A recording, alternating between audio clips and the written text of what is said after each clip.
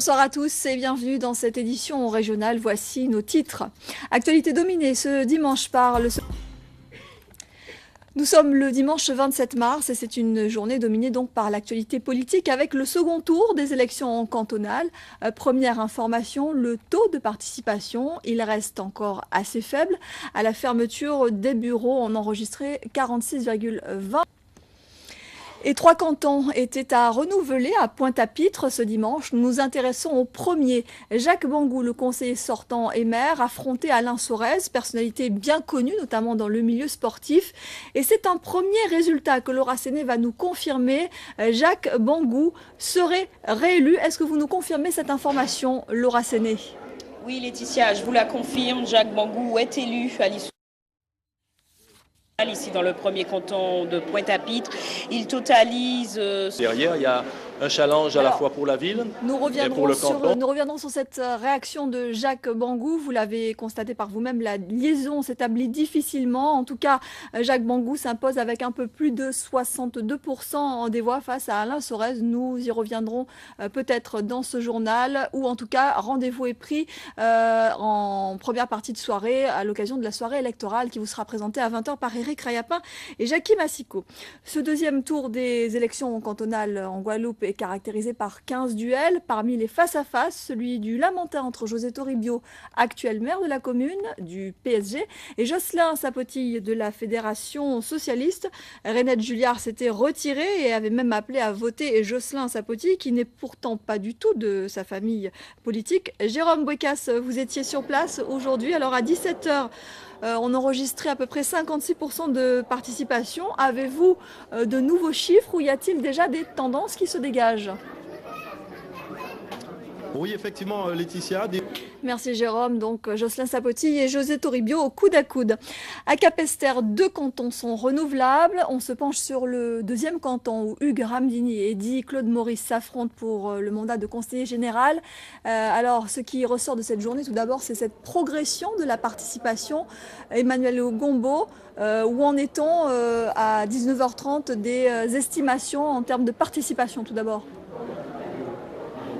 La participation, Laetitia, est super dépouillée pour l'instant. Merci Emmanuel Gombeau. Vous étiez avec Christian Danquin à Capesterre-Belle-Eau. Aux abîmes, Chantal Lérus, soutenue par le député maire Éric Jalton, avait au premier tour une avance sur son adversaire Daniel Marsin. Reste à savoir comment les électeurs qui ont soutenu les candidats éliminés se sont comportés pour ce second tour. Et les abstentionnistes ont-ils été moins nombreux? On retrouve Ludivine Guillolet. Alors, il est encore un peu tôt peut-être pour savoir comment se situent les deux candidats. En revanche, quelques indications, Ludivine, sur la participation. À vous Ludivine et merci à Philippe Grenier. Autre duel au moule dans le canton numéro 1, c'est Gabriel Louis Carabin qui était en lice face à Germaine Guizonne la Créole. Les deux femmes ont été souvent en compétition. En fin d'après-midi, la participation était de l'ordre de 39%, un peu plus que la semaine dernière, plus 3 points.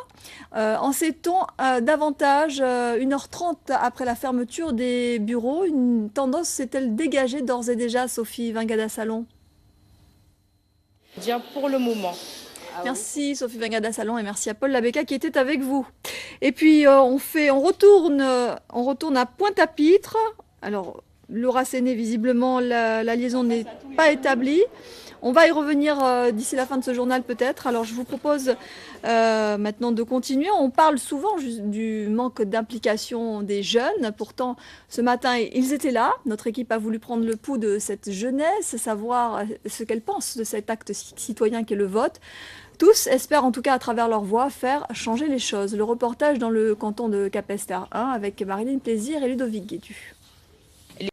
Alors j'espère que cette fois c'est la bonne. Nous devrions rejoindre sans plus tarder Laura Séné qui se trouve à Pointe-à-Pitre dans le canton numéro 1 où Jacques Bangou a été réélu avec 61,59% des voix. Laura Séné, vous êtes en direct avec Jacques Bangou peut-être à vos côtés. Oui, Jacques Bangou a été directement visé par mon adversaire. Il n'empêche que on va être obligé de conclure, Laura Séné.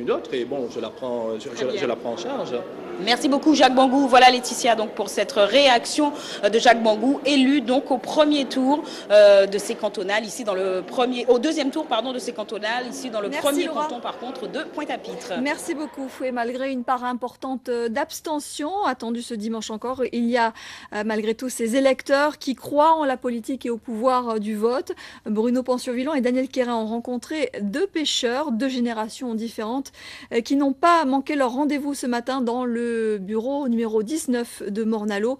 Ils ont expliqué leur motivation à notre équipe. Reportage.